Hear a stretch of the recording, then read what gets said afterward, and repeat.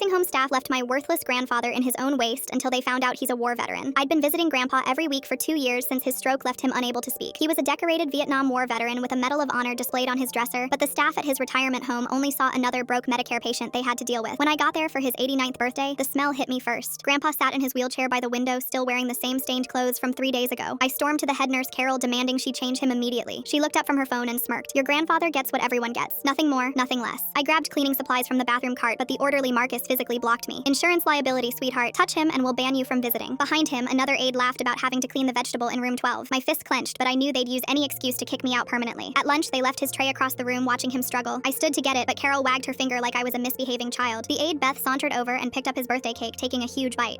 Chocolate. Too bad Gramps here can't swallow solids anymore. She ate the whole piece while maintaining eye contact. I tried reaching around her, but she blocked me each time. When Grandpa's arm gave out trying to reach the tray, Carol actually applauded. "See? No appetite." We'll chart that he refused lunch. I pushed past her and grabbed the tray, but Marcus wrestled it from my hands, spilling food everywhere. "Now look what you did." Guess he goes hungry. The administrator Janet called me in and suggested those war medals could fetch good money. When I told her that was disgusting, she laughed. "Medicare pays us pennies to warehouse these people. You want premium care, then pay premium prices." I slammed my hand on her desk and she calmly picked up the phone. "Security to my office, please." Back in Grandpa's room, his pain medication was missing again. He was moaning and sweating while I searched everywhere. I found the med cart, but Marcus grabbed my wrist hard enough to bruise. "That's theft, sweetheart. Want me to call the cops?" Grandpa moaned behind us, and Marcus mocked the sound. Wah, wah, like a big baby. They started leaving him facing walls during activities. When I tried turning his wheelchair, Beth grabbed the handles and spun him back hard. He stays where we put him. I tried again and she shoved me into a table. "Touch him again and you're banned for a week." I pulled out my phone to record, but Carol snatched it and deleted everything. "No recording allowed. HIPAA violation." When I said I'd report them, she got in my face. "Good luck finding another Medicaid bed. We'll dump him at the ER and let him rot there." I called the state hotline, but they said investigations took months. Meanwhile, Mom was falling apart, watching her father deteriorate. I tried bringing a hidden camera, but they found it during a bag check and threatened to call the police. They got bolder after that. Marcus would spray air freshener directly in Grandpa's face, making him cough and gag. Old people stink. Can't help it. They threw away his belongings, claiming they were clearing clutter. I caught them betting on which resident would die first, and they didn't even lower their voices. The breaking point came on his birthday when I found him tied down with restraints cutting deep grooves into his wrists. His eyes were wild with terror. I immediately started untying him, but Carol grabbed my hands. "He's combative. This is for safety." I fought to get back, and she called for Marcus, who pinned my arms behind my back. That's when I saw his photo album in the trash. I broke free and dove for it, but Marcus kicked the can over. "Oops, guess the janitor will get that later." I was on my knees gathering photos when the door burst open. A state inspector walked in and froze, seeing Grandpa's nameplate. His face went white, taking in the scene. He pulled out his phone with trembling hands, showing an old photo. "This man saved my father in Vietnam, carried him 2 miles through enemy fire." His voice shook with rage, seeing the restraints. "He has the Medal of Honor. What have you done?" Carol tried speaking, but he cut her off. "Get the state police here now." Within hours, she was in handcuffs while the inspector personally untied Grandpa. "I'm so sorry, sir." Shady Pines was shut down in 3 days. Grandpa got transferred to the VA hospital where they salute him every morning. Last week, he looked at me and whispered his first words in 2 years. "Thank you." I held his hand, finally able to smile, knowing he was safe.